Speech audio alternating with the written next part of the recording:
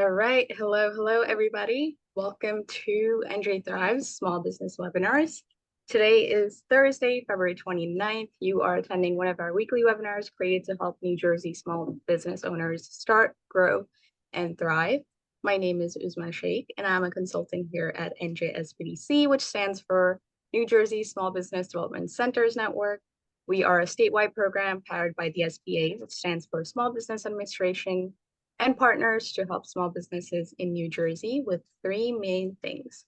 And those things are no cost small business consulting, training and events starting at $0, and exclusive small business resources. On the map here, you see that's the state of New Jersey, of course, with the little SBDC logos are where our regional centers are located. So if you're ever interested in going in person, saying hi, making an appointment, then go to njsbdc.com and look where the regional centers are. If you can see me and hear me okay, please put a 1 in the chat. Let me know that everything is going okay. If there's a problem, we'll do our best to help you. And also let us know in the chat where you're from, what you do, what your small business is about, what's happening, any website, any news that you want to share, and feel free to network. Thank you, by the way. I can see the responses coming in. Thank you.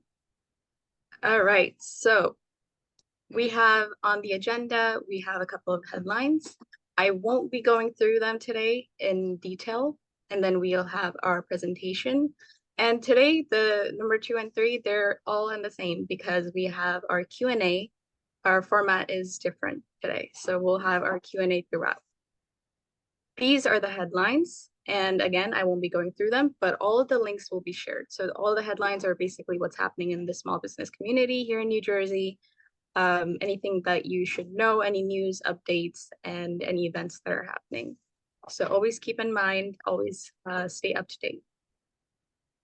Some housekeeping rules that we'd like everyone to follow. If you have questions, put them in the Q&A box. We'll try to get to them at the end if there's time, or if those questions haven't been addressed already. And if you'd like to receive the slides, that's what I would normally say, then you would generally go to our Google survey, our Google Forms survey, and you would fill it out. There are no slides today. However, if you'd like to let us know how wonderful we are, or any complaints that you have, any topics that you'd like to share that we can do a webinar on, let us know and we'll do our best to address them. And this webinar will be recorded, so all you have to do to rewatch is just go to our YouTube channel or our website. The link will be shared. All right, so today's format is different. As I mentioned, I have my wonderful colleagues today here with me, Vanessa Schwartz, Ryan Silvestre, and Christian Pichardo. They're all specialty consultants for NJSBDC pre-celebration Q&A session, Learn to Start, Fund, Market a Business. And today is February 29th, which, by the way, happy Leap Day. And we will have our NJSBDC celebration and SBA celebration later on in the evening, but we're doing a pre-celebration at the moment. So I will stop sharing my screen. Ryan, Christian, Vanessa, welcome. And turn on your audio. Yep, there we go. Hello. Hi. Oh, wow. Hello, guys. Hello. We have Ryan in a completely different form today, so very professional. So everyone will see a very professional Ryan. Yeah. So how are we all feeling today? Please go ahead and introduce yourselves. Tell the people who you are, what you do. Well, let Chris start, right? Yes, Chris, go ahead. Yeah. I guess so. Well, hello everyone. It's been some time. I might look tired, so sorry. We're actually setting up here. I'll show you a little bit of this beautiful place. So that's the back. And you are there already. Look at that. Nice. The party is going to happen somewhere around there. So if you haven't registered, just make sure that you register. There's going to be a lot of food, a lot of fun times. So yeah, Christian Pichardo. I do marketing and the tech team over at the NJSBDC. So I'll keep it short like that. Ryan, go ahead. Oh, all right, no problem. Well, the reason I'm dressed up is because I'll be in there. I got registered. So I'll be, eating some nice little food in a little bit. But Yeah, I'm a consultant for the capital team. So I work with the state of New Jersey's SBDC, looking for solutions to find capital for businesses. Usually these are the more difficult situations to find businesses or find capital for, and that's what we do. Thank you. And Vanessa, go ahead. Hi, thank you for having me. My name is Vanessa Schwartz, and I'm a small business consultant here at SBDC. And I've been here counseling probably about 5.5 years. So I'm happy to be here and answer questions today, and look forward to seeing everybody tonight. I'll be wearing something different though. Yes. All right, awesome. Thank you all for your introductions. We are getting a request that where is the event? So the interest is definitely peaked. We'll share, excuse me, we'll share the link and the information in the chat. So don't worry, we'll definitely share the location as well. All right, so like I mentioned, the format is a little different today. It's a open for all type of thing. So what we'll do is I'll start asking questions to whether it's startup or finance or marketing related. And then whoever wants to jump in, share their answer, share their opinion, feel free to do so. So for example, if I ask a question to Vanessa, Chris and Ryan, please feel free to jump in. All right, so we're starting. Vanessa, first question is for you. How can I start doing government contracts? Government contracts. Okay, so if you are a small business and you are formed and you are registered with the Department of State in New Jersey, you can then go ahead and apply for work to provide your services or sell your goods to the government, whether it be federal, state, local, the huge purchaser of goods and services, as we all know. And because small businesses can be somewhat disadvantaged in terms of their size and capital and liquidity, we do have options in New Jersey to register separately as a small business enterprise, which takes a little bit of an extra step in terms of providing your details to the state, but once given the stamp of approval, once getting that certification as a small business enterprise, it does kind of put you up a little bit on the ladder to go out there and bid for those jobs. Actually, the bidding process is varied. It can go a number of ways. But I always like to say, make an appointment. You can speak with a counselor. Your small business and even the smallest of contracts can make a really big difference for your bottom line. So we're talking Board of Eds, we're talking municipalities, we're talking about, your townships, anybody looking for, contracts out to just do the most basic of services. That could make a difference for you. And when you do apply for that small business enterprise, you also would have the option in that application to check off if you're a woman, minority, veteran, disabled veteran, and LGBTQ plus certified businesses. We help with all of that. Awesome. Anyone want to add anything before we move on to the next question? I don't know. Actually, well, I guess a little bit of a question for Vanessa. Where does SAM.gov play into all this? Well, that I think is more of not quite my area of specialty in terms of procurement, but I do believe that on a larger scale, when you register with SAM.gov, that puts you, I think, more on a federal, larger map in terms of your abilities to provide goods and services. So that's something I would make an appointment, discuss with one of our procurement counselors.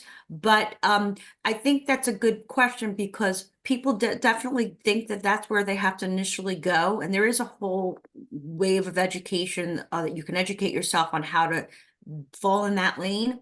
But you don't have to. If you're small and you want a consistent source of income from the state or your local municipality, those types of contracts exist and they could be very meaningful for a small business. Awesome. Yeah, thank you for that. And yes, Vanessa's right. We have a counselor for that. Mhm. So definitely register if you're interested in getting counseling from such a counselor. All right, Ryan, next question is for you. I feel like I'm on a game show. All right. How do I establish business credit? Ooh. So business credit, the easiest, shortest, quick answer is register your business and open up a business checking account. And by default, the way that you pay your bills can be shown through your activity on your checking account. Historically, the answer was for to get your company registered with the DUNS, which will be the Dun and Bradstreet website. However, depending on what the purpose or the end goal of your business credit is going to be, depends on which system you're going to focus on mostly. It also depends on the legal entity structure that you choose. So for the most part, for most of us who use LLCs, which is just a pass-through entity on our, on our taxes, it's your credit that's still being looked at. And it's going to be mainly your credit, your personal credit is going to be looked at up until a part where where your business is generating a lot of money, and you can create it as a corporation, and have complete separate, ranking. However, it's also important to note that there is something called UEI, which I think went into effect in April of 2022, if I'm not mistaken. And UEI is a unique entity identifier. So if your credit is being looked at for the purposes of contracting, which is what Vanessa was just talking about, UEI is what the government will be using for your business credit, I guess profile or assessment. And just make sure that you register with UEI, which is free. And then at that point, just make sure you pay your bills on time, which is pretty obvious, right? So I can elaborate, I keep talking until you guys tell me to shut up, so it's up to you guys. No, All right, I no, think that's all a good answer. That's a good All right, answer. good, We'll good, stop good. there. right. Thank you. Next question is from Chris, for Chris. By the way, I'd just like to point out that the questions that we're going through are actually from our audience that is in attendance today. So if you see your question being answered, then yeah, we paid attention. And all these were entered when everyone registered for the webinar. All right, so Chris, next question is for you. How do I automate my business? So you can automate your business in two different ways. So you can use technology or people. So one, you should first think about you probably have to think about first, what is your budget? And that's where Ryan might have to come in. But the idea is, do you need to hire a person, which is obviously more expensive sometimes than software, or not? And it also depends what you are automating. So if you want to automate, say, customer service, these days you can use AI, right? Very popular now. So ChatGPT, ManyChat is a software that people use for customer service to automate. You could just upload it with common questions and sort of an FAQ type style, and it'll answer people's questions for you. Facebook and Instagram also have this in a certain way through their direct messages. So that's customer service. Other ways you can automate your business really depends your industry. So I could really just ramble on different tools, but it depends what you're doing. There's tools like Canva, where if you were to need to design a ton of content at the same time, there's a way inside of Canva where you could create a template, upload an Excel sheet of just different, let's say you're creating quotes as posts. You upload the quotes in an Excel sheet, and Canva will automatically put them in each template, and each design could be different. So there you save a bunch of time. So those are two ways. Personally, I have been using ChatGPT a ton ever since it was released, and that has automated my own processes a ton, where, I barely want to think about an email. Have you ever thought about, like, when you need to send an email and you're thinking about it a little too much, you're 30 minutes in and you're like, I don't know how to reply. Plug it into ChatGPT. Usually the answer is really good.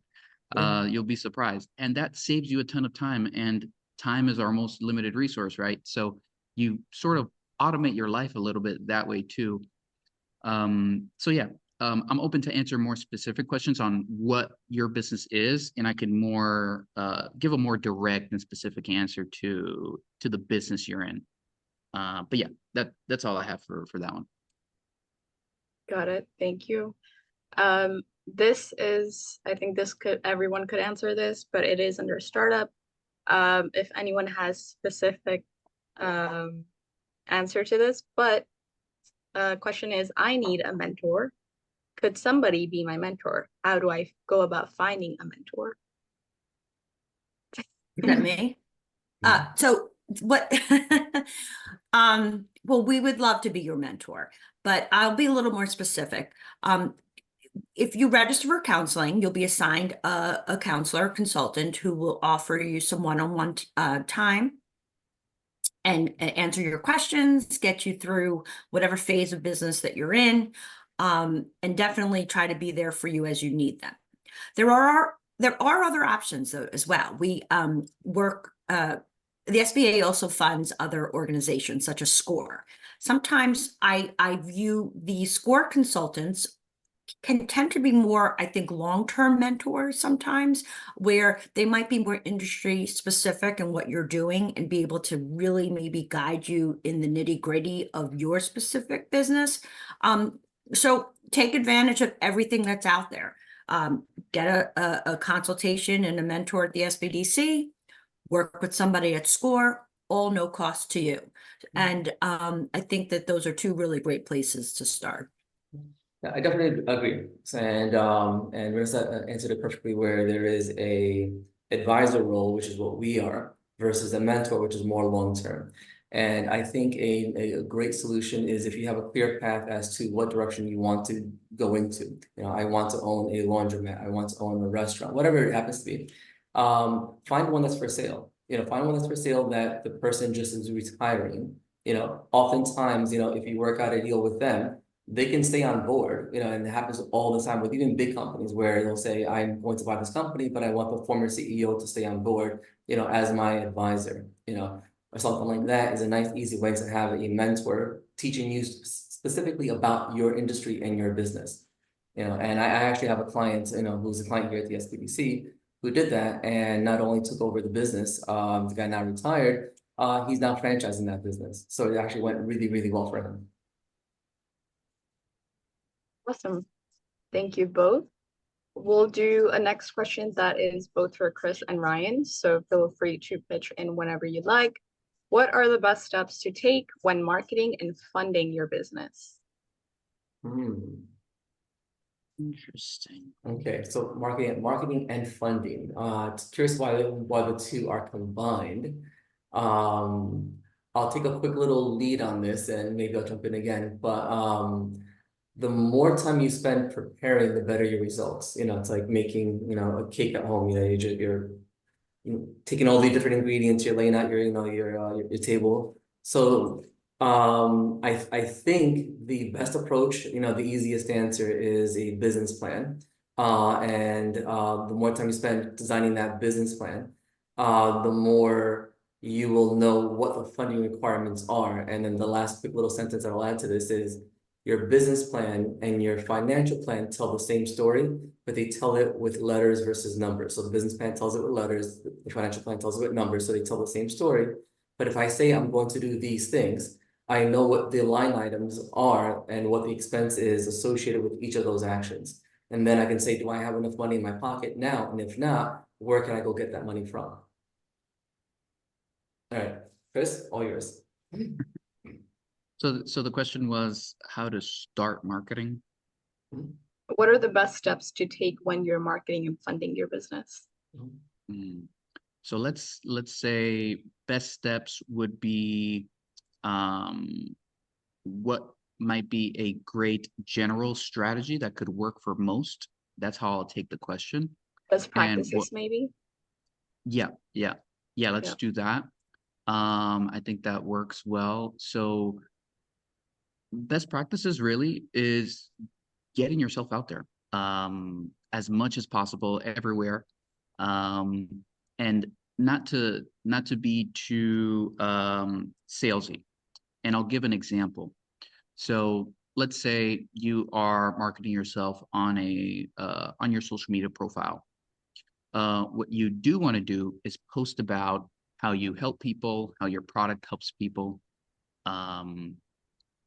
but not selling it. So you definitely don't want to tell customers Monday, Tuesday, Wednesday, buy my thing, and then Wednesday you're saying I have a discount, buy my thing. What you want to do is provide value. If you guys know who Gary Vaynerchuk is, I like his book. First of all, he's sort of the biggest in social media. So if you don't follow him, I recommend to do so. So he mentions this in his book called Jab, Jab, Hook. And the idea behind that is to give, and then you ask, because it's psychological, right? When someone gives you a ton of stuff, you kind of feel guilty and you want to give them something back, just because they give you so much value. So if you keep providing value in your marketing, whether it's on social media, through your website, you're offering a free PDF of information, things of that nature, the more valuable you make your stuff, your free stuff, the more people will come to you, and eventually convert into a sale. So I think that's a good sort of overarching idea for marketing. Yeah. Yeah. I'll add one last little thing for the marketing. Really define your audience. Most people say, anybody can be my customer, but no, there's really a profile. And my customer either has a certain, distance that they're willing to travel. My pizzeria, that I just opened up, there might be a 30-minute drive time for my customers. They're not willing to drive more than 30 minutes to come to my pizzeria, as an example. So now I have a geographic boundary, right? It might be economic things. It might be, lifestyle things. So the idea is create a profile of your customer, and then you can find them. So the easy, corny little phrase that I like to say is, you can only find the customer that you can define. So you have to define your customer first, and then you can find your customer. And then I can talk about, use this tactic or that tactic, because they might not be on LinkedIn, if they're college kids or high school kids, as an example. I'll give a quick 20-second example. Mm-hmm. So Stanley, the manufacturer that makes these construction style mugs, Mm-hmm. for years, they only marketed to construction people, right? Rugged sort of stuff. And then one year, I think it was 2 years ago, they changed their marketing and they simply did a collaboration with Starbucks. And now the girlies and the moms and everyone who goes to Starbucks started buying them, and they went into a frenzy. And they went from, I believe, don't quote me on this, but I think they went from 7 million a year to 75 million in the year where they changed their marketing. So that's the power of marketing, and knowing your target audience and how to serve them, right? So yeah, I think that's my piece. Yeah, I'm tempted on saying 20 more things, but I'll shut up. Yeah, I could see it. Yeah, I'm like, no. Yeah. I'm just going to quickly mention, I wasn't going to do this, but it's very interesting because I was taking a peek at the chat, and one of our participants just asked when you were talking, Chris, before, is there something like marketing overkill? Which I find that's an interesting question. These days, no. As long as you are consistently putting out things that are different. If you put out the same thing, then yes, it could be overkill. But think about all your favorite content creators. They're posting up to 6 times a day on 7 different platforms, and each post is different. So it's just a matter of making different content each time you post, which is a lot, but it comes with the territory. Yeah. Yep. All right. Speaking of products and services, this goes to startups. Vanessa, what is the route map for a launch? Excuse me, I went on for a second. What is the route map for a launch of a new product or service? Well, I don't know if that's so much a startup question. If we're talking about launching product, that might be more a marketing question, Christian. If you're talking about the launch or startup of a business, there's some steps there. But if you're referring to getting something ready to sell, I would think that's more marketing. But just in terms of like launching your business, I would have if I'll just answer that quickly in case that's what you were referring to. I would have your ducks in a row, your plan in place, your business formed and registered properly, your business bank account open. And I would kind of feel comfortable with all of that before you go out there and sell yourself, because unfortunately today, if you're not prepared, and it's not to scare people, but if something goes wrong and someone has a bad experience because you weren't quite equipped or ready to go, then you don't want to risk hurting your reputation. So the more prepared you are before launching yourself and presenting yourself to the public, I think the better off you are. Yeah. So I'll quickly answer the launch part on product launch. So there's tons of strategies that you could use. The most recent one that I've learned, and this is from an online mentor that I always follow. His name is Alex Hormozy. To me, marketing, sales, like guru, whatever you call the top guru of these things. So the idea is first you collect as much context as you have. You probably have 500 or more contacts in your own phone. Collect those. You probably have 500 contacts in your email account, whether personal or business. And then you have a ton of social media followers. So you compile all of these lists, and now you have a list of leads that you could sell to, right? Your first product is probably not going to be the best because you're starting off from the bottom. It's like a newborn baby that needs to grow. So you're going to first give out something for free related to the product so that you could learn what are the things about it that you need to improve. And you basically just go about it that way. Figure out how many you could give out for free, test it, get feedback, improve upon it, and then you could sell something that's improved to that list. So everyone has leads that you could sell to. And then once you start, the revenue starts coming in, then you could spend on things like ads and pay-per-click and stuff like that. Got it. Thank you. All right, finance related. So question, Brian, how do I obtain grants for my business?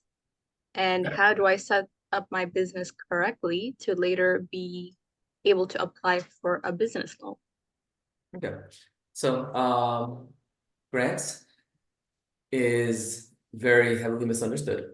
Oftentimes, it is not a blank check that we get that say, do whatever you want to do.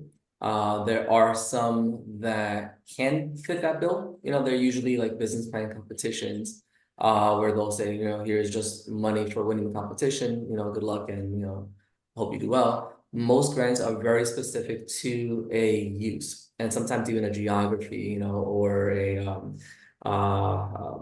or even an industry, so we have to understand what the grant is. The easiest place to go to would be grants.gov.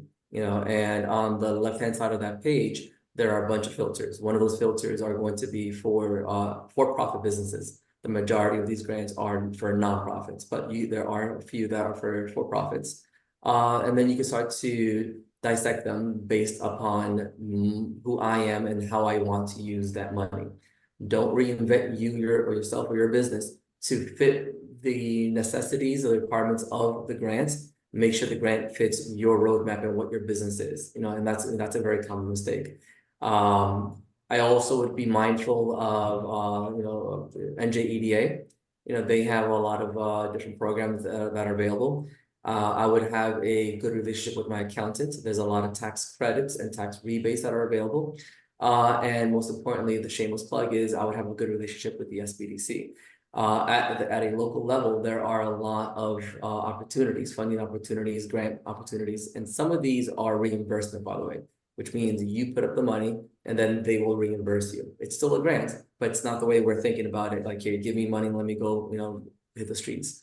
But your local SBDC office will be aware of what's going on in their backyard. And some of these grants are very regional. They'll be just for your town, just for your, just for that county. So it's best to maintain that relationship with your local SBDC. If I could hop in as a startup, we get so many questions. The initial conversation where the small aspiring new business owner asks first out of the gates, what grants are available to me to start my business? And I'm going to say none, with very few exceptions. So as Ryan said, and he really did answer it very well, that's exactly right. They're very specific, they're research-driven grants. You never know what you don't know, but I'm going to say 99% of them are really geared more toward those businesses that are already in progress. So they may be new, but they've earned $1. They're transacting, they're already in place. It's very difficult to just get money to just start up from scratch, because that doesn't happen. And I would say, with the exception of certain maybe pharmaceuticals or technology, where there might be government-driven reasons why that we need more of a certain type of industry starting, and it could be capital intensive, and there could be programs. But for your run-of-the-mill small business, the best thing to do is try to save as much capital as you can. And if you have to get started on the smaller scale, that's okay. And over time, as you start moving and growing, always keep your eye out for grants. Like Ryan said, some are after the fact. I've had clients that have renovated their space, their lease space, and they were interior designers, and they spent the money, and they saw that the NJEDA was offering a reimbursement for any kind of lease improvement. They save all your receipts, because you never know.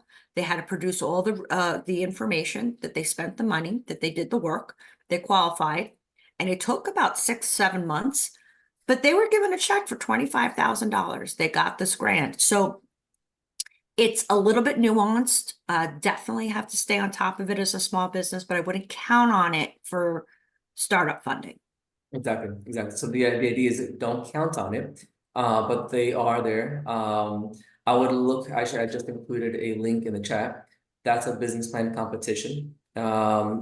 Again, these are not, you're competing, so there's no guarantee that because you are participating, you're going to get any funding. Same thing with any of these grants. Just because you apply doesn't guarantee that you're funding. Usually most of these grants have limited dollars and is on a first come, first served basis. I would put that effort, this is just my own 2 cents, because it does require a lot of effort to apply for these grants oftentimes, into developing a business model, into a marketing plan, and developing sales, how to monetize, what's my business model versus what's my economic model. That's actually where I would put most of my effort. But business plan competitions, I'm a judge on one of them, and sometimes we'll award $25,000, $50,000. But again, you're competing on a national level or statewide level. They're pretty, they're pretty grueling. Rhetorical question that we can sort of address right now at the moment. Okay. Does the NJSBDC network give out loans and grants? Vanessa does. I got $1. Yeah. Yeah. No, we do not. We're not a bank. We're not a lender. We work with many wonderful banks and lenders, and we're here to loan prep you. So we will get your business plan ready, get your forecasts together. We will provide you the information that you need, and the leads and the introductions to the various lenders that we work with. Mostly they're SBA lenders. They don't have to be. If you are of a certain size or need, we can also refer you to our specific capital team, which handles, I think, which I'll let Ryan talk more about, the capital team, some of the more difficult funding questions that are out there. So we're more to help you get to the right place. We don't have the money. Yeah, she answered the question. You know, we are I like to describe us almost like business librarians. You know, we will help you understand where to find the information, you know, but we can't write your homework, you know, your papers for you. And our job is to connect the dots, whether that's a book on aisle 5 or that's, you know, the person, you know, in the building next door. We will prepare you so that when you are having a conversation with that grants office or that lender, that investor, that conversation has a higher chance of success. And I'm sorry, just one other thing is that there's a limit to what we can and can't do. And so you want to utilize us as best as possible. We want to help as best as possible. We'll give you as many leads and think it through with you and help you. What we wouldn't do necessarily is fill out the application, but we would guide you through that. Or we would present you with a bunch of everything you kind of need, but then you'll have to do the homework yourself. And you know, it's just something that you to keep in mind of your participation in the process as well. Yep. And I think one more thing that I could add to that is that if we can't ever help you in those cases, we'll do our best to connect you with someone. We are part of a great and robust ecosystem. So organizations like NJEDA, NJBAC, SCORE, all those great organizations, if we can't ever help you ourselves, then we'll do our best to connect you to the next best person who can. All right, next question. We'll go marketing. So, effective strategies to market a consulting business. Chris. Interesting. So consulting businesses right now, I guess you could take it from all the gurus online. It's usually a ton of just valuable content first. So you telling people online exactly how you're helping other people and the advice that you're giving other people. And then number 2 is the proof of what you're doing. So reviews and testimonials and things like that. So as long as you're promoting those 2 things to your audience, whether it's social media or I put other tactics in the chat earlier, like cold emailing or cold calling and things of that nature. So as long as you're doing those 2 things, I don't see why people won't come to you. Because if you're giving people value and then you're showing them proof that it works, then it just works. So I want to give you that as an overarching idea, because the tactics don't matter. I'm repeating the value thing because it's what comes first. The channel doesn't matter, whether it's to a friend or on social media or through an email or on a YouTube video or on a short form video on Instagram. It's all the same. So yeah.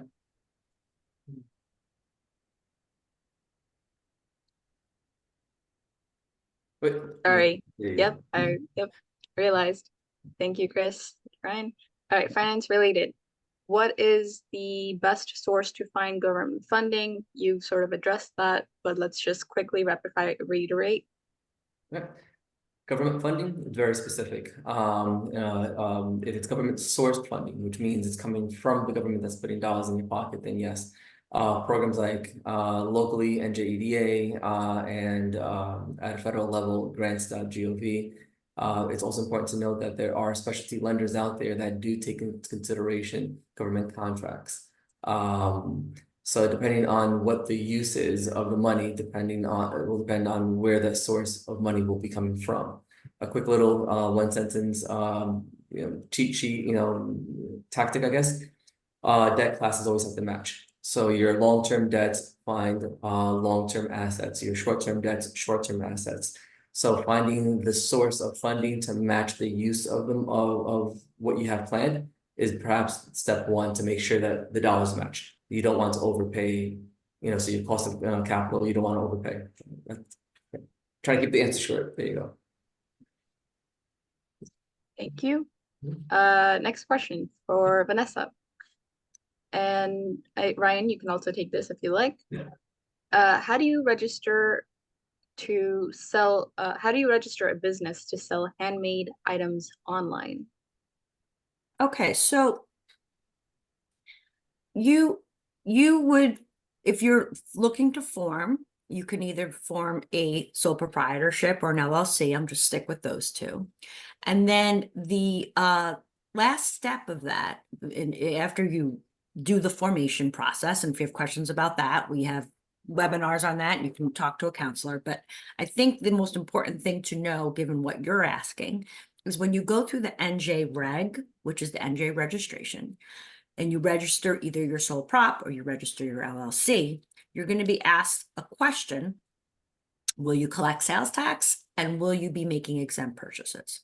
So you will say, depending, now it sounds like you're doing a consumer, you're handcrafting certain goods to sell, which would be subject to sales tax, as long as it's not apparel. So you would say yes to that, and yes to the exempt purchases. And then at the end of that process, not only will you receive your business registration certificate, but you will receive a sales certificate of authority. The sales certificate of authority from New Jersey gives you the authority, if you will, to collect the sales tax as part of your sale, hold the tax, and then remit it to the government each quarter. We can go over how to do that, the steps to do that. But also, more importantly, you will also be permitted to use exemption certificates to purchase your cost of goods sold, the items that you're looking to purchase in order to manufacture what you're making, whether it be yarn or anything that goes into the physical product. You will be able to present to the retailer, say if you go to Michael's to buy like yarn or whatnot because you're making something. By having a sales certificate of authority and showing your exemption certificate, you yourself will not be charged New Jersey state sales tax because you're not the end user. And so those are the types of things to keep in mind. Also, it gives you the authority to use a resale, use that resale certificate. Those are not to get too into the weeds because we can go over that one-on-one, but those are called the ST3 and the ST4. So if you're selling product in New Jersey to somebody in New Jersey, that's subject to sales tax, then this gets ironed out when you register your business with the Division of Taxation. So I'll leave it there, not to get too into the weeds. If you have questions, I would make an appointment. We can walk you through it. I can't add anything to that. Perfectly said. Okay, so next question, we'll go marketing.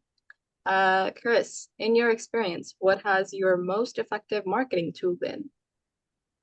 Marketing tool? Yes. Right now, honestly, it's ChatGPT, and most of it. I saw that coming. Yeah. And even ChatGPT saw that coming. Yeah. So most of it is for ideation. So it just it cuts down the time of writer's block or just generating ideas and things like that. So I'd say that is probably number one. Number two, canva.com. It's just so easy to create different pieces of graphics and video these days. So I use that. And then also there's other types of tools out there. I've been testing some of them. I forgot the name of one of them. I'll put them in the chat later if I remember. But basically, there's this one that turns a full-length video into separate short form videos, and it automatically sort of grades them by how viral they might go. It's not exactly perfect, but it's a lot easier than doing all 20 yourself and cutting it up yourself. So so yeah, I'll put it in the chat for that one, but it's ChatGPT, canva.com, and that third one I'll send later. Yeah. So just out of curiosity, I think it would be cool to know, we have about 78 people here. on who feels comfortable using ChatGPT. Maybe we could do a quick poll, Chris, and we Yeah. can eventually maybe do a webinar. I think Yeah. someone in our network has done something, I think. Mhm. But it would be cool to know, like, ChatGPT has been coming up for a while now. We've been Yeah. talking about it in this webinar. It's come up multiple times. Who feels comfortable using it for their business or for themselves? I find that most I people didn't even know don't what know it how to use it. was Yeah. Ooh, yeah, yeah. until I've been in recently. it since I think it was like November 2021. I think when it came out. Oh Or my gosh, I only yeah, just heard of it. yeah. Like, No, it's been out for a while. Most people Yeah. don't know how to use it correctly. Yeah. And they just ask a question and it assumes that it knows a lot of the answers. There's a lot of prompt engineering that goes behind getting the right answers out of it. Yeah. Yeah. I would love to Agreed. learn more about it. Agreed. Yeah. Some people are saying, for example, Shamara said, I love Google's Gemini. That has come out. That's really, people have been loving that. No. ChatGPT, some are saying I'm not familiar. I haven't tried it. Some are fellow ChatGPTians. So that's cool. We could look into doing a webinar. I like to do a little battle of the AIs actually. Yeah. Yeah. All right. Going into a finance related question, are credit unions a possible source for business lending? Yeah, absolutely. No, they're no different than a bank. They're only different in a legal structure and in how they work with the general audience around them. But a credit union or a traditional bank, they both have the same basic math approach to calculating whether they want to work with you or not. What's more important to ask is developing a relationship with the banker to see if they have the appetite for your business. Because oftentimes they might not have an appetite. So even if I walk into, Acme Bank, whatever the biggest bank is, they might not feel comfortable with restaurants. They might not feel comfortable with your zip code. Oftentimes if the bank is only within the state of New Jersey, they might not be able to deal with a business that's across the line, even if it's just across the line. So every bank has a unique appetite. That's the first question to ask. And then even if they do have the appetite, just like basic investment, strategies, you don't, over concentrate your investments into one basket.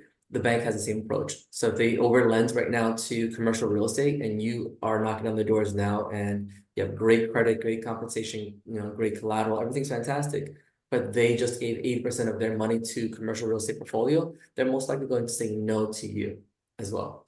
So it's very important to have that relationship with the lender. Yep. Thank you, Ryan. Next question will go startup. So Vanessa, just would like to know, okay, give me 1 second. Okay. Just would like to know how I can start my business for the first time. I have had my tax ID for longer than 3 years. How do I proceed? And Ryan, step in if I'm wrong on Okay. this. But my understanding is that, well, it's going to depend. However you applied for that tax ID 3 years ago, if you recall, they'll ask you, is this a sole proprietor? Are you setting up an LLC? So I don't know what you would have checked. If say, for example, you just got yourself a tax ID under your name and now today you want to open an LLC, then you have to start from scratch. You would get a fresh EIN to match your certificate of formation. But let's just say that EIN was set up, and it was you indicated that you wanted to be sole proprietor and you just never did anything with it, and you now want to do the sole proprietorship, then as long as the name matches with what you're doing and the structure matches, I'm guessing you can still use the EIN. But it all really depends. Very often people do that, and it turns out that you just have to start from the beginning. You do everything fresh. You can alert the IRS that no one is using this EIN. You'd like to close it down, and it's done. So I don't know if you want to add to that, Ryan. I think that's So yeah.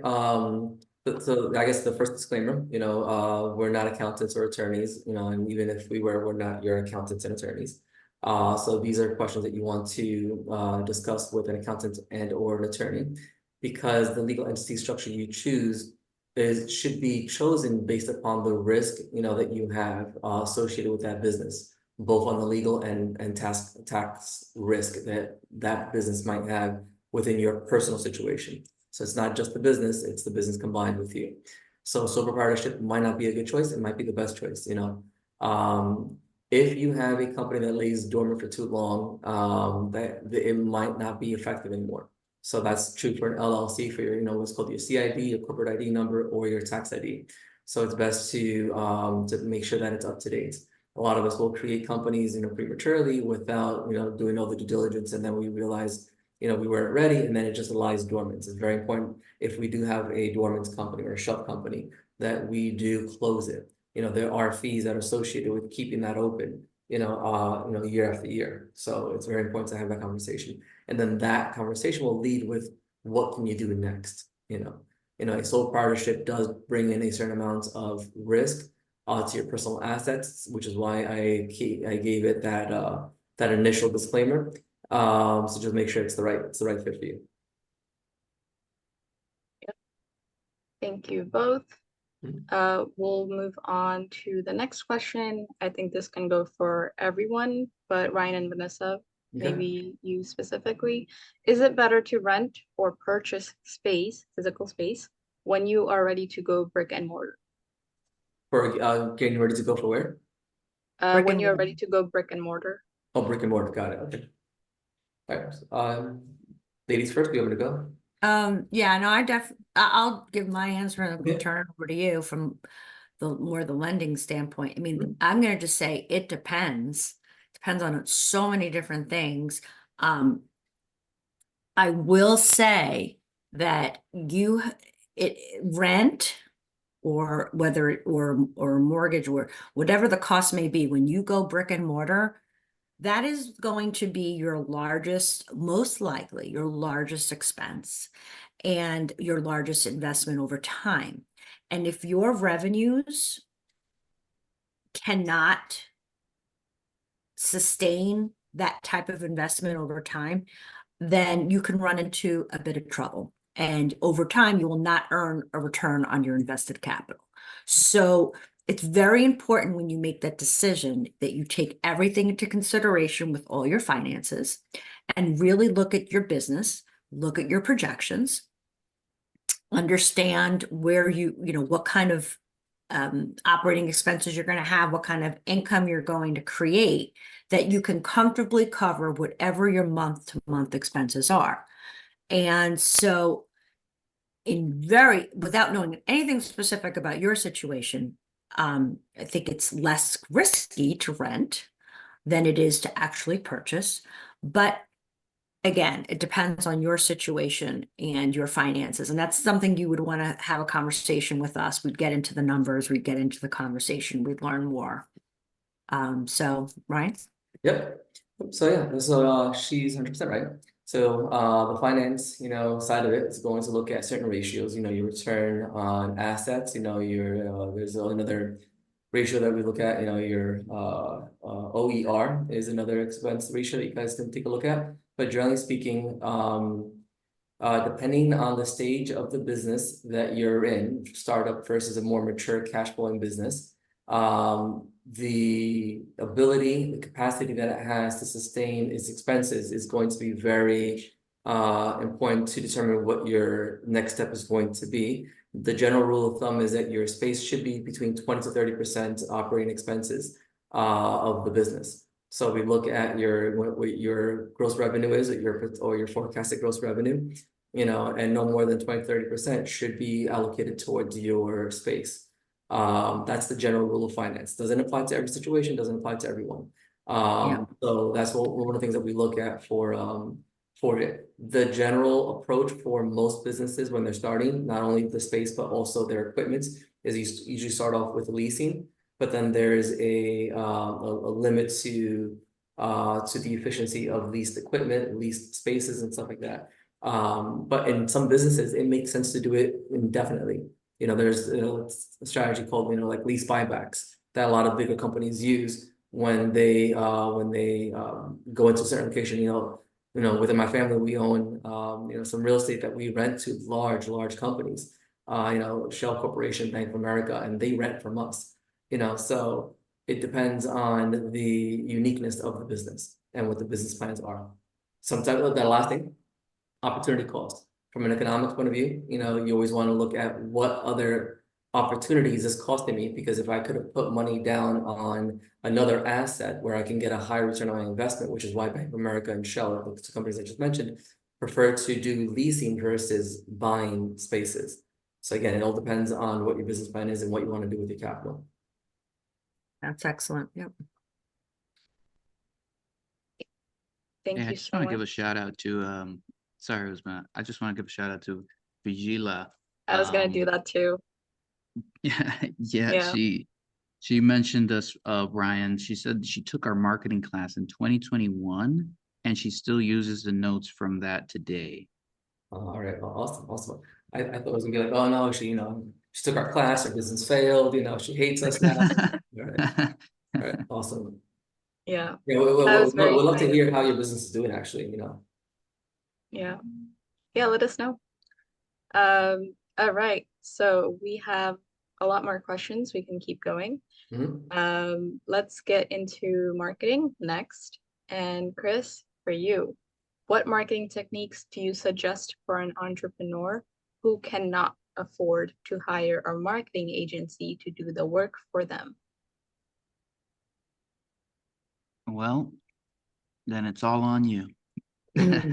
Oh, You'll need to use Chat GPT exactly, yeah, I was waiting for it, yeah. to create the captions. Mhm. You'll need to Canva to create the graphics, and you'll need to use YouTube to learn how to create ads and things like that.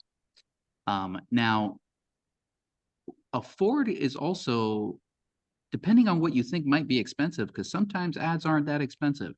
You could launch Facebook ads and even Google ads for $5 a day. And that could be enough just to get your feet wet and understand how to run them. And then you'll get sort of into the motion that of how it works. So I'd say if you have $0, you have to learn it yourself. Either come to the NJSBDC and we teach you, or YouTube University.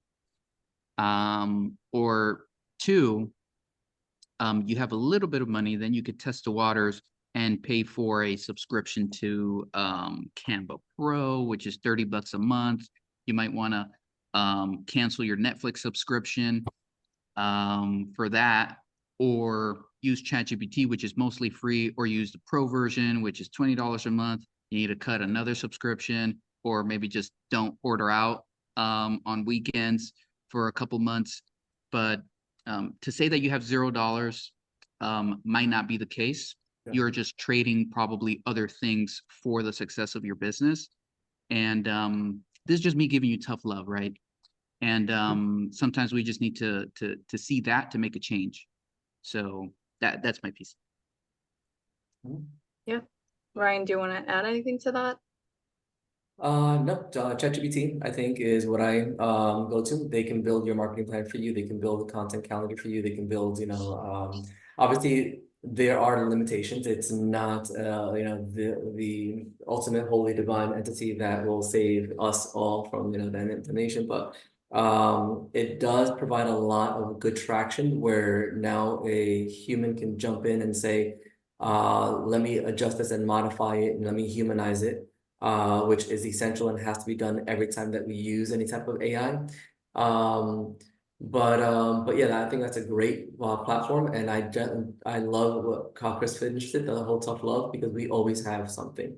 A lot of people say, oh, I don't have $5,000, $10,000. If there's an emergency, where something drastic happened in your life, and the only way to fix it is by finding $5,000. Now you have the motivation.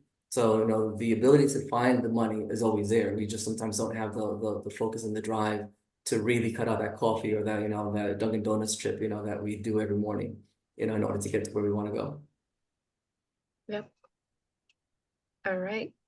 Next question will go into startup. So we have a question that says, how do you register for certifications for both the state and federal government? Certification. Oh, for the to be a specialized small business state certifications. So it's right on the portal. It's the New Jersey portal, that is. You can find it if you even Google New Jersey uniform certification. Really, it's quite they've simplified the process over the years. It used to be paper applications. It is now all online. And in the one application center, you can check the boxes that would apply to you. So if you're a small business woman, you would all check the small business box. But let's just say if there's an additional certification that would apply to you, you would check that one as well. And the way it works is the state now no longer charges. It used to cost $100 for 3 years to be a certified a small business owner. There is now no longer a charge, which is great.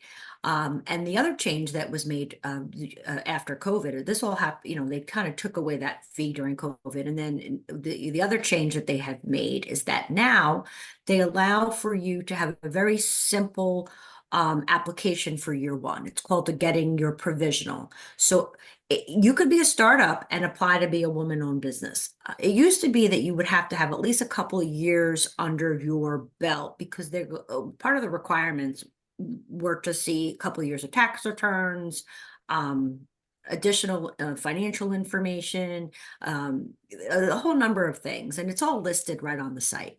And now the state will allow a startup to actually get a small business certification. And it doesn't require very much, just proof that you are a registered business, your certificate of formation, your driver's license. There's an affidavit in there of, saying who you are. A little organizational chart is required, just information about who the business owners are. We walk you through the process. We can do it. We do it all the time. We help businesses get it.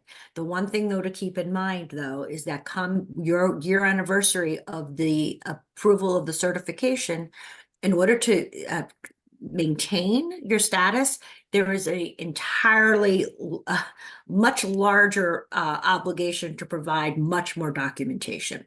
Now we're talking about returns, tax returns, forecasts, projections, some business planning information. It's all listed there. So unfortunately, if you're not in a position come at the end of year one to provide that information, your certification will likely lapse, and then you'll have to do it again the next time. So again, any questions about this and the process, we walk people through this all the time. You can make an appointment.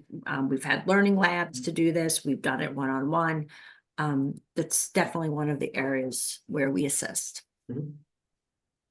I would add one last little thing.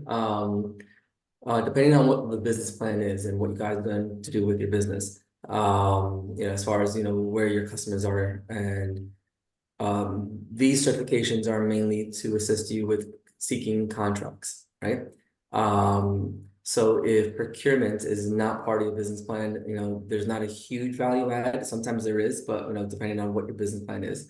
Another important thing to know is that these certifications are usually at a state level. So if your business is going to operate in New York, Pennsylvania, Connecticut, any of the neighboring states, they have their own certification for, your small business enterprise, your veteran business enterprise, all the other ones.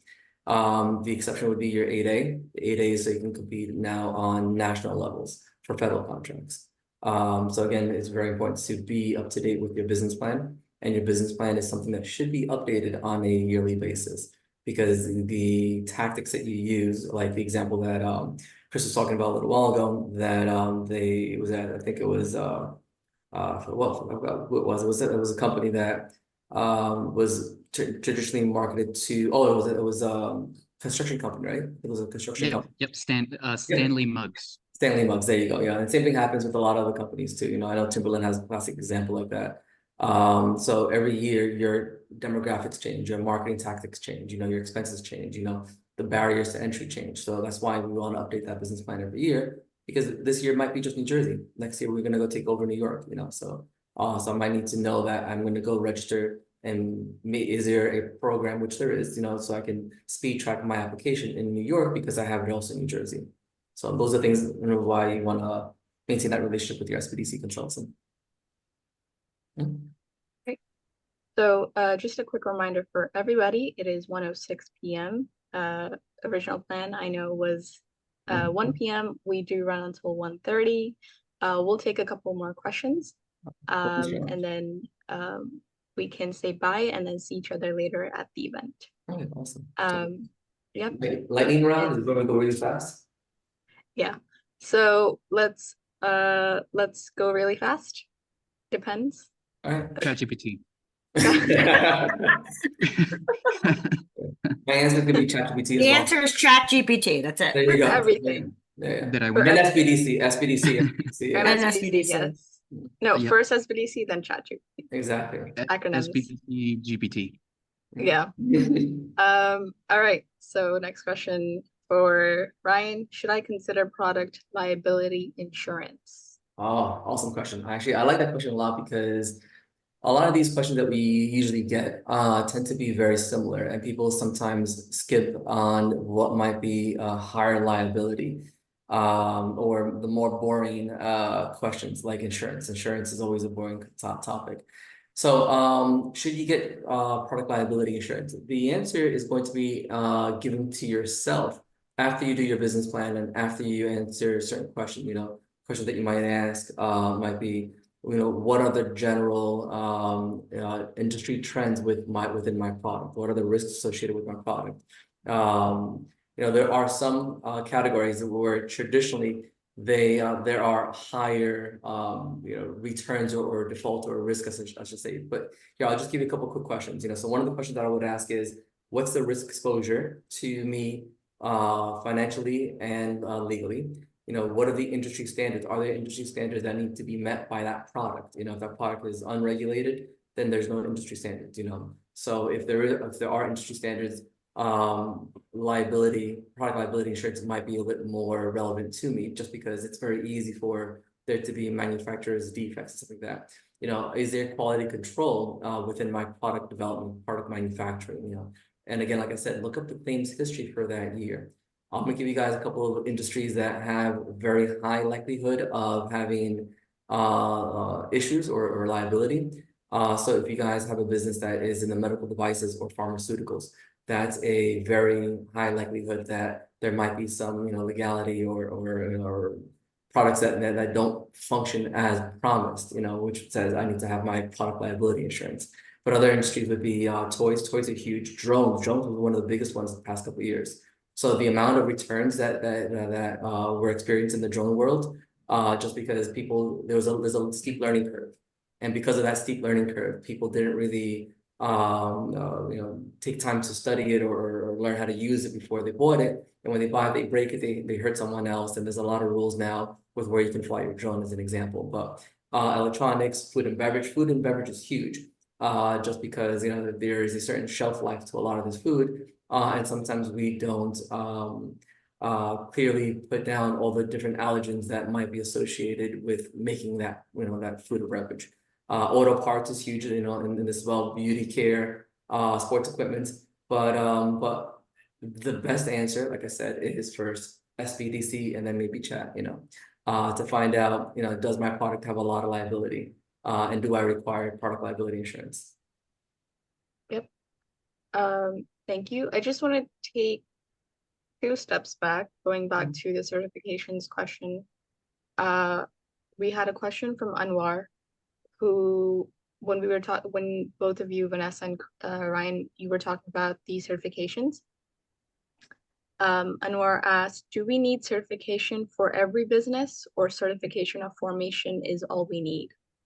And I think there's a confusion between the certifications that we were talking about and the certificate of formation when you register your business. That's why I was mentioning before, if your business plan is or includes procurement, which is securing contracts, whether from a private company or from a public entity, These certifications usually take their biggest, I guess, value add to your business, if that's part of your business. And when we're talking about certification, we're certifying that the business is owned by one of these agencies. I mean, by one of these protected classes. And the idea is to level the playing field because we don't have the same sometimes resources or opportunities, across different, social economic classes and whatnot. Now, when you're registering your business, that's a completely different topic. That's having the legal ability to sell my product or my service. The certification that we're talking about here is to say, hey, I really am Hispanic, I really am a woman, I really am a minority, a veteran, whatever the certification is that I'm applying for. And they will double check on it, by the way. And sometimes there's even annual audits that they do just to make sure that you are what you say that you are.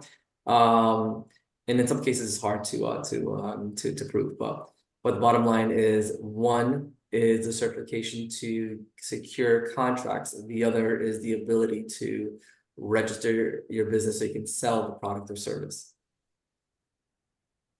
Got it. Thank you, Anwar. Hopefully that answers your question. If not, always reach out to us, and we'll do our best. So I will take a pause from the questions that we had already from our registrants, and we will go over the questions that we received live during this webinar. So just quickly going to those. So Natalie had asked, I am looking for funding and capital for my public safety product, even for the state and government, since it benefits drivers and police. I think they're trying to ask what the sources would be, where they would go and look for that funding and capital. Yeah, all right. So regardless of what the product is, this is a very, I guess, it's another good fun fact to jot down, take your notes. All businesses at any stage, whether it's a brand new business or a business that's been around for 100 years, the risk associated with investments or just funding, whether it comes from a private investor or a bank, all comes down to 5 things. It's your credits, it's the compensation or the cash flow of the business, and if it's a brand new business, they'll take into consideration your personal cash flow and the projected cash flow, the collateral, what's being pledged as a guarantee, and sometimes the equipment that you're purchasing, if it is equipment, like when you get in a car loan, the car itself is the collateral. So, and then the last 2 are ones that are usually missed, which is information about the condition of the market, what kind of barriers to entry exist, and what, or what's good in the economy or the business landscape, and how am I taking advantage of it. And the last one is going to be character, which is, why am I a good fit? So just because I'm good at home making cupcakes, but my resume says I'm an accountant, doesn't mean that the bank's gonna feel all warm and fuzzy when I'm asking for a loan to open a bakery. So I need to show that there's professional experience behind, my ask. Now, the fact that you mentioned a product safety, there is a program that I think Chris can speak to a little bit, that if you're developing new technology, depending on how that technology is being developed, there is a federal grant that you can apply for, that will help provide education, and research and development dollars, as well as commercialization dollars, to get that funding. So Chris, do you want to talk about that?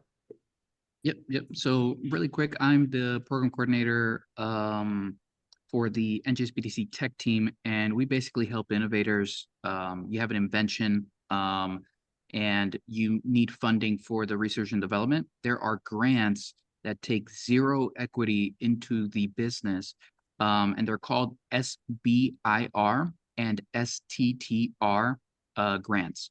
These are government. These are provided by the government. There are 11 federal agencies that have their own sort of requirements, each of them, and the requirements change depending on what they call solicitation as well. So you have access up to, I believe, $2 million. And one of our Success Awardees, actually, for the event tonight, I believe he got funded over $250 for research and development of his own product.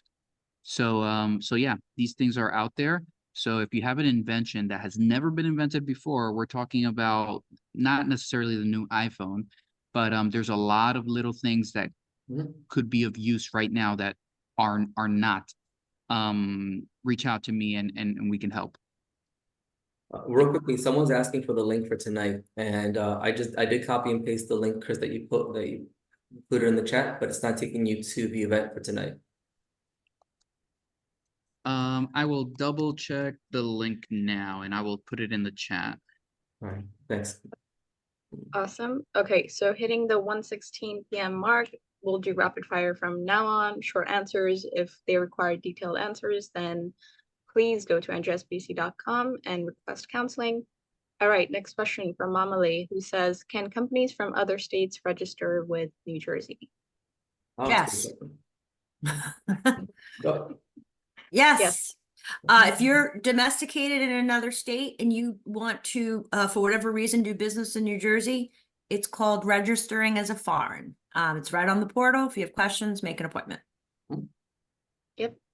Next question is from Anonymous. What, if any, special considerations exist for online or virtual small businesses that have no other presence? Chris.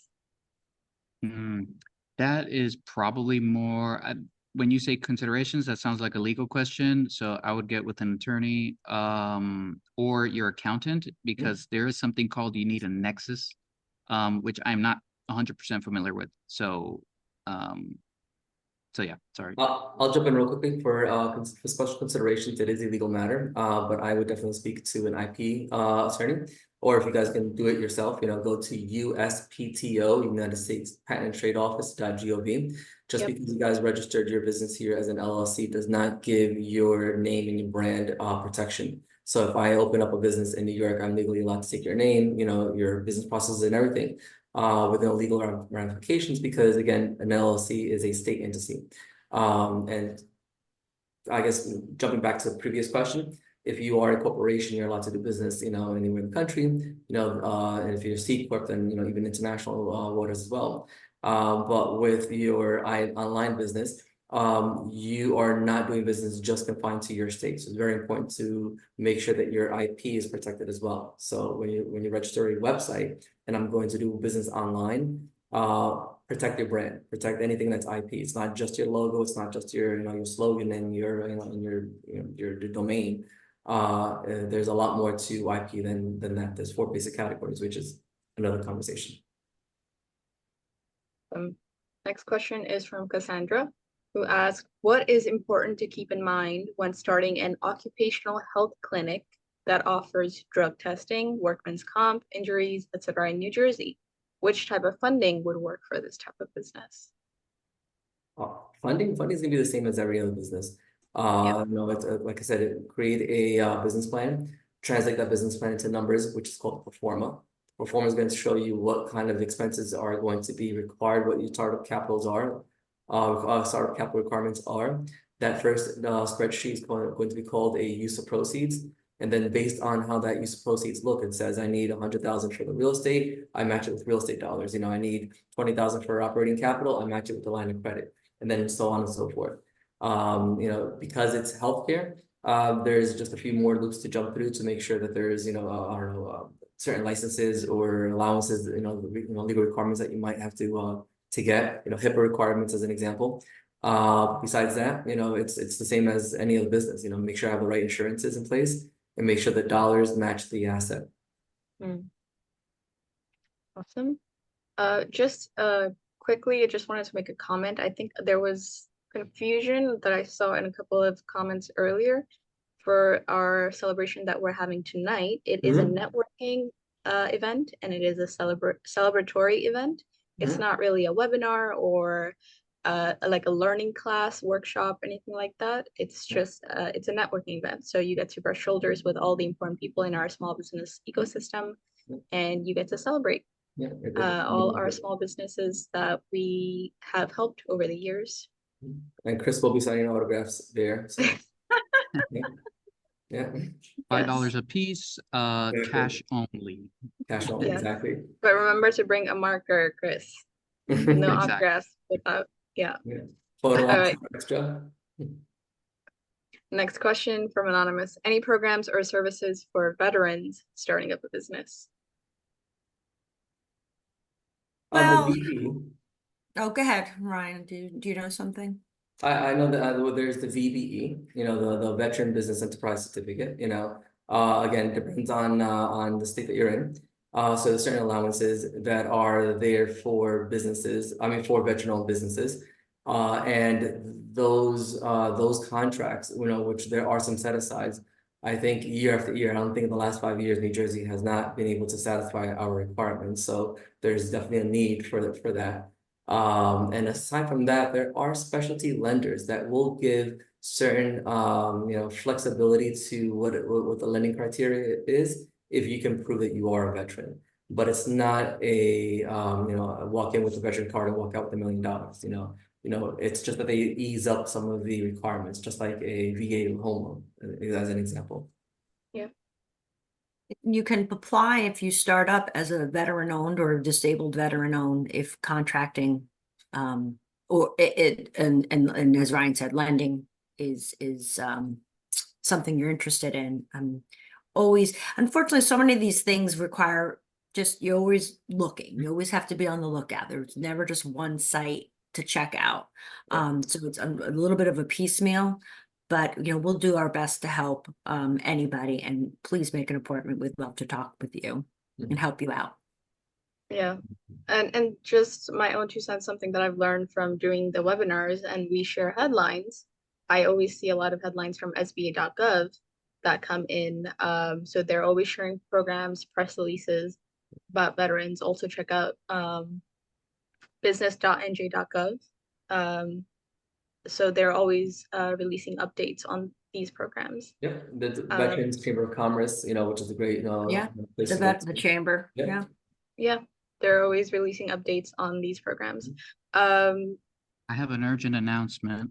Yes, please. I just created a 10% off promo code only for the people here on this webinar. Oh. You're getting $20 off your ticket. That's awesome. That's awesome. Marketing at play, Chris. Yeah. So you have to use it now, and I didn't use ChatGPT to create a promo code. Yeah, But that's what I thought you were going to say. I thought it was gonna be a joke, 10% off my autograph. That's what I was expecting to hear. Yeah. No. The promo code is absolutely real. So Okay. go ahead and use that at Awesome. checkout. I'm putting the site again in the chat. Again, it's webinar 10, all lowercase, all together. Yeah, it's a great networking opportunity to be honest. The people that are going to be there are definitely Only the highest level entrepreneurs of all of our centers. State of New Jersey. Yep. Would have been better if you read it as an infomercial, Chris. Yeah. But the we'll app take it. now. Yeah. Whilst the close last, yeah. Yeah. All right. So last question. Last question from Sharina, who asks, how to pitch your business to get started when it is the business's first attempt to launch? Wait, repeat that question one more time. I'm sorry. How do I pitch my business to get started when it is the business's first attempt to launch? Okay.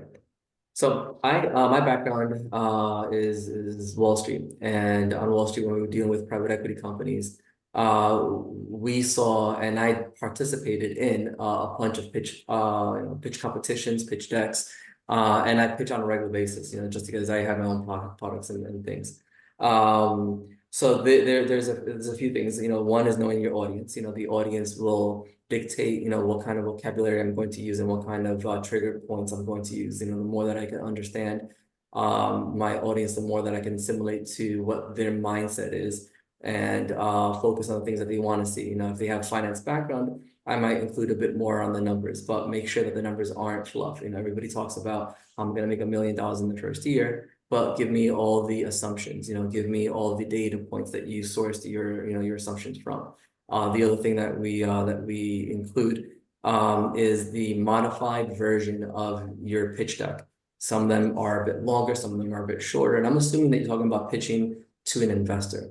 Because you don't pitch to a bank, and I don't pitch to anybody else.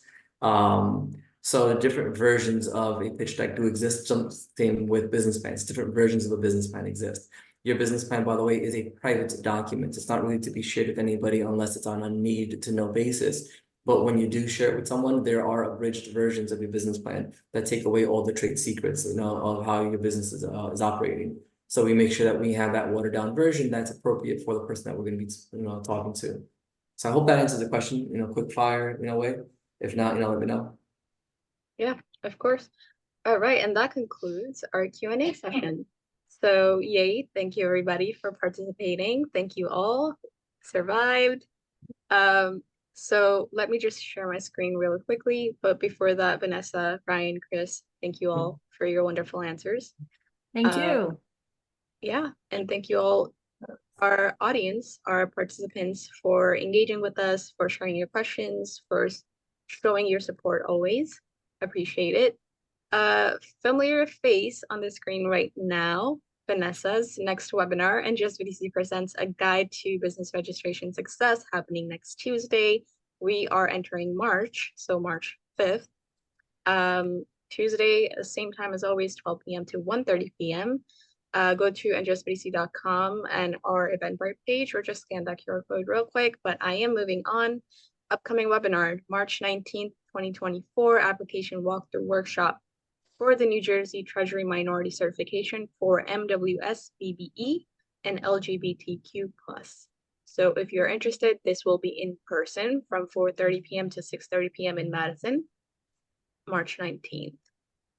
All right, and that concludes our webinar today. NJSBDC has helped 15,000 plus small businesses grow in the history of 45 years that we've been in existence. No cost small business consulting, training and events starting at $0, exclusive small business resources. Thank you all so much for today. We always appreciate your support, and see you tonight, or if you're not attending, then see you on Tuesday. Yeah. Remember, was it quick $5 per signature? Is that what it was? Or $10? $5. Yeah, $10 per photo op. Yeah, $10 for photo op, and bring a Snickers and a protein. All right, enough from you guys. All right, Take all right, care. guys. Take care. Yes, Bye. Bye. Thank you. Thank you, Isma. Bye, guys. Yep. Bye.